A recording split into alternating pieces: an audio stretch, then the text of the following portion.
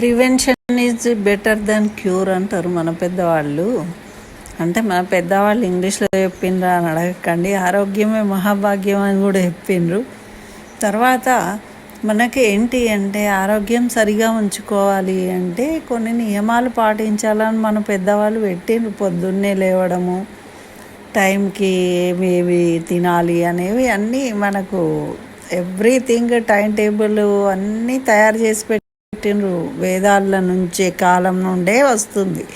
కానీ ఏంటి ఇక్కడ ప్రాబ్లం అంటే మనం వేరే దేశాలకు సంబంధించి అక్కడ ఎన్విరాన్మెంట్కి సంబంధించి వాళ్ళు ఏర్పాటు చేసుకున్న వాటిని మనం అడాప్ట్ చేసుకొని వాటిని ఫాలో అవుతున్నాం కాబట్టి మనకి ఇప్పుడు ఈ ఇబ్బందులు వస్తున్నాయి. కానీ దాన్ని మనము రియలైజ్ అవ్వట్లేదు. ఎందుకంటే ఇదేదో వేరే దేశాలను మనము కాపీ చేసి దాన్ని ఫాలో అవ్వడమే మన గ్రేట్నెస్ అనే ఫీలింగ్లు ఉన్నాం కాబట్టి ఎవరు మార్చలేము. ఇప్పుడు ఇమీడియట్గా ఇది మానేయండి అంటే కూడా ఎవరు మానేటట్టు లేరు. ఇంట్లో అమ్మమ్మల దగ్గర నుండి కూడా మానేటట్టు లేరు. ఇక యంగ్ పిల్లలు చిన్న పిల్లలకి ఏం చెప్తామండి చెప్పండి. ఇంటే పిజ్జా బర్గర్లు తినేయడానికి టేస్ట్ చేయడానికి అమ్మమ్మలు కూడా సిద్ధంగానే ఉన్నారు. కాబట్టి ఇప్పుడు మనము ఇమీడియట్గా దాన్ని మొత్తానికి మార్చలేకపోయినా కూడా కనీసము మనం కొన్ని పాటించడం వల్ల అయినా దాన్ని సరి చేసుకునే అవకాశం కలుగుతుంది అని ఎప్పుడు మనం కొంచెం రియలైజ్ అయినామంటే కరోనా వచ్చినప్పుడు తెలిసింది. ఉదాహరణ ఏంటి అంటే కరోనా ఎప్పుడైనా అంతే కదా, వచ్చిన తర్వాత ఇది ఎలాగా అనేది ఆలోచన. కాబట్టి ఇప్పుడు చేసే పరిస్థితి అంతా అదే విధంగా ఉంది. అయితే కరోనా వచ్చినప్పుడు దానికి మెడిసిన్ కనుక్కునే విధానంలో తెలిసింది ఏంటి అంటే మనం వాడే పచ్చకర్పూరము, తులసి అనేది దీనికి అగెనిస్ట్గా పనిచేస్తుంది, ఇమ్యూనిటీ పెంచుతుంది. కాబట్టి అది అప్పుడు ఏమన్నారు, అందరు బ్రాహ్మలు తులసి తీర్థం తీసుకుంటారు కాబట్టి వాళ్ళకి కరోనా ఎక్కువ రాదు అని. కానీ మనం పురాతనం నుంచి కూడా మన పెద్దలు ఏం చెప్పిందంటే ఒక సిస్టమ్, పొద్దున్నే లేచి సూర్యుడికి నమస్కరించుకోవాలి, స్నానం చేయగానే గుడికి వెళ్ళి ప్రదక్షిణాలు చేసి తీర్థం తీసుకోవాలి. అప్పుడు తర్వాత మన పనులు దైనందిన జీవితంలో మనము సంపాదన కోసం చేయవలసిన పనులు చేసుకోవాలి. అక్కడ దేవుడికి నమస్కరించి అనుగ్రహింపజేయబడి అంటే ఇందులో ఎంత మంచి సిస్టమ్ ఉంది చూడండి. ఇది పొద్దున్నే లేవడం అనేది ఒక క్రమశిక్షణ, మరి సూర్యుడికి నమస్కరించడం అనేది ఒక సూర్య నమస్కారాలు అనేది ఒక చిన్నపాటి ఎక్సర్సైజు. అంటే ఇప్పుడు జిమ్కి వెళ్ళే బదులు మనం అది చేసుకుంటాం అన్నమాట. మరి అదేవిధంగా తర్వాత గుడికి వెళ్ళడం అనేది వాకింగ్, వాళ్ళ అక్కడ దైవ నమస్కారం చేసుకోవడం, మనసు ప్రశాంతంగా ఉండడము, కాసేపు ధ్యానం చేయడము, మనసు నిశ్చల స్థితికి వస్తుంది ఎటువంటి ఆదర లేకుండా.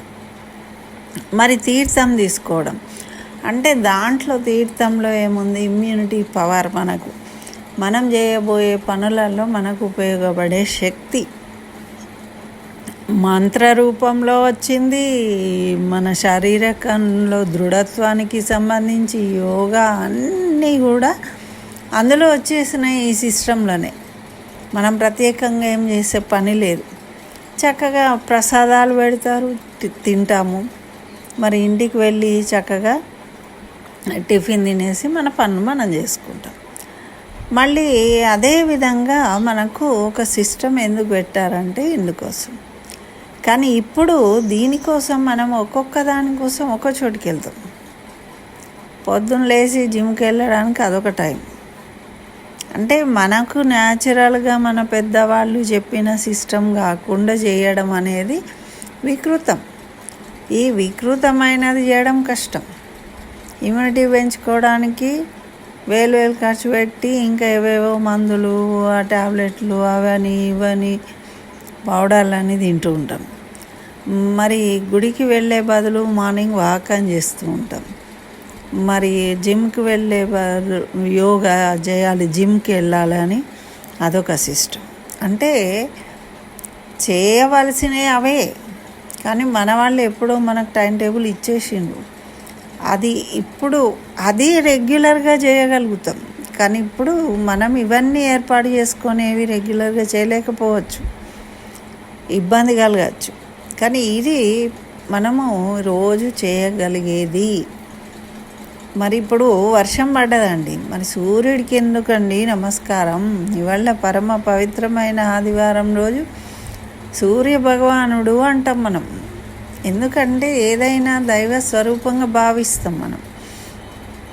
మనకు 2 రోజులు వర్షం వాన పడుతుంది, ఏమనుకుంటున్నామండి? బట్టలు ఎండట్లేదు, దాంతో దోమలు గుట్టి, దద్దులు, ఇచ్చింగ్, ఇలాంటివి ఎన్నో వస్తూ ఉంటాయి.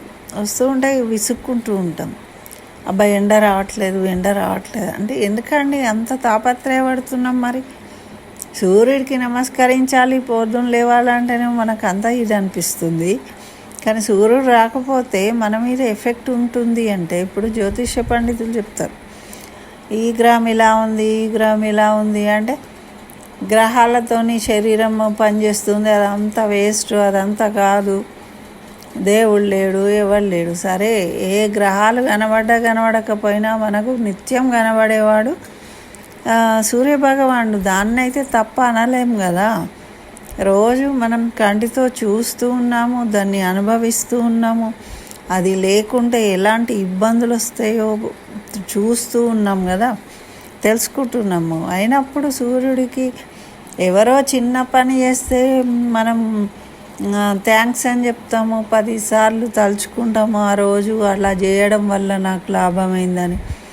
మరి 360 రోజులు మన కోసం పొద్దున్నే వచ్చి మనం లేచినా లేవకపోయినా సూర్యుడు వచ్చేసి మనకు ఎండ వెలుతురు ఇస్తూ ఉంటాడు.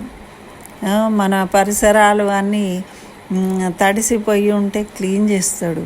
మనకు తడిగా ఉంటే కాళ్ళు పెట్టబుద్ధి కాదు, కానీ సూర్యుడు ఏం చేస్తాడు? తన వేడితోని వాటిని డ్రై చేసేస్తాడు, మన బట్టలు వేసుకోవడానికి డ్రై చేసేస్తాడు.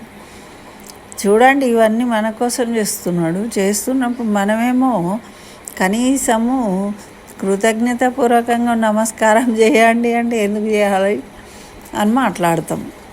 ఇది కొంచెం ఆలోచించుకోవాలి. ఇప్పటికైనా తెలివి మనము ఒకసారి కాకుండా ఒకసారి ఆలోచించి చూద్దాం ఎలా ఉంటుంది. అందుకే మన పెద్దవాళ్ళు చెప్పినప్పుడు కాకుండా కనీసం లేచినప్పుడు అయినా నమస్కరించుకోవచ్చు కదా. మరి అర్ఘ్యం ఇవ్వాలి అంటే అందులో నీళ్లు కదా, సూర్యుడు మన దగ్గర ఉన్న నీళ్ళని తీసుకుంటాడు, మళ్ళీ మనకిస్తాడు క్లీన్ చేసి. ఇప్పుడు ఆ బురదలో ఉన్న నీళ్ళు కూడా ఆయన తీసేసుకుంటున్నాడు. తీసుకున్న ఆయన కోసం కాదు, మళ్ళీ మనకే పంచుతూ ఉన్నాడు. చూడండి ఎంత గొప్ప విషయం ఇది. కాబట్టి మనము ప్రతిరోజు, కనీసం ప్రతిరోజు వెళ్ళలేకపోయినా ఆదివారం రోజైనా కానీ సూర్యుడు అధిదేవత కాబట్టి ఆదిత్యాయ సోమాయ మంగళ బుధాయ చ గురు శుక్ర శనభ్యశ్చే రాహవే కేతవే నమః అని ఈ శ్లోకాన్ని చదువుకోవాలి అని చెప్పారు మన పెద్దవాళ్ళు. ఆదిత్య హృదయం మొత్తం చదువుకోలేమండి, మాకు అంత టైం లేదు, ఎన్నెన్నో చేస్తాం పనులు, కానీ ఇది చదవడానికి మనకి, ఇది గుర్తుపెట్టుకోవడానికి మన కష్టం.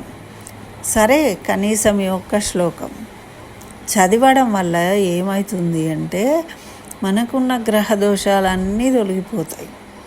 అన్ని గ్రహాలను స్మరించి అన్ని గ్రహాలకు రాజైన సూర్యుడికి నమస్కరించడం వల్ల ఆయన కంట్రోల్ ఉంటాయి మిగతా గ్రహాలు. కాబట్టి మనము సూర్యుడికి నమస్కరించడం వల్ల, ఈ గ్రహాలను స్మరించడం వల్ల మనకు ఎటువంటి రోగాలు రావు. ఎందుకు రోగాలు వస్తాయి? చీకట్లో ఉంటే రోగాలు వస్తాయి, వెలుతురు లేకుంటే. తర్వాత తడిగా ఉంటే రోగాలు, క్రిములు జనరేట్ అవుతాయి, రోగాలు వస్తాయి. మరి అవన్నీ తొలగించేవాడు సూర్యభగవానుడు. కాబట్టే ఆయనను ఆరోగ్య ప్రదాత సూర్యనారాయణుడు సాక్షాత్తు ఆ నారాయణ స్వరూపమే సూర్యుడు. భగవంతుడు ఎక్కడ ఉన్నాడంటే సూర్యుడి రూపంలో మనకు రోజు దర్శనమిస్తున్నాడు, మనం గమనించట్లేదు. పంటల రూపంలో రోజు దర్శనమిస్తుంది అమ్మవారు, లక్ష్మీ అమ్మవారు. మనకు ధాన్యాలు సమకూరుస్తుంది, వాటిల్లోనే ఉంటాడు భగవంతుడు. కాబట్టే మనం అన్నిటినీ భగవత్ స్వరూపంగా చూడాలి అని మన పెద్దలు చెప్పిండ్రు. మరి ఇంకా దేవుడు ఎక్కడ ఉన్నాడు అంటే ప్రత్యేకంగా దేవుడు వచ్చినా మనము దేవుణ్ణి గుర్తించలేము. ఎందుకంటే అంత దైవత్వాన్ని చూసే అంత శక్తి మనకు లేదు. కాబట్టి మనకు అందుబాటులో ఉన్న సూర్య భగవానుణ్ణి చూపిస్తూ ఉన్నాడు.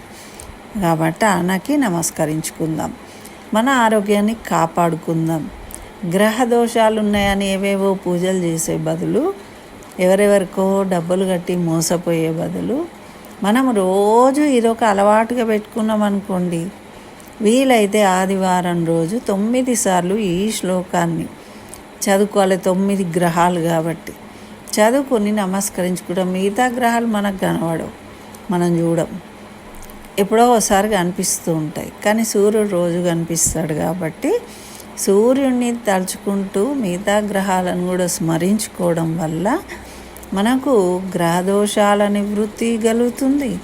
ఎప్పుడూ ఆరోగ్యాలతోని ఐశ్వర్యంగా ఉండగలుగుతాము అని మన పెద్దలు నియమం చెప్పారు. కాబట్టి ఇప్పుడైనా మనము దాన్ని ఫాలో కావాలి, ఒకరోజైనా దాన్ని చేసి చూద్దాం అనే ఆలోచన అందరికి కలగాలనే ఉద్దేశంగా నేను ఈ విషయం షేర్ చేసుకోవడం జరుగుతుందండి.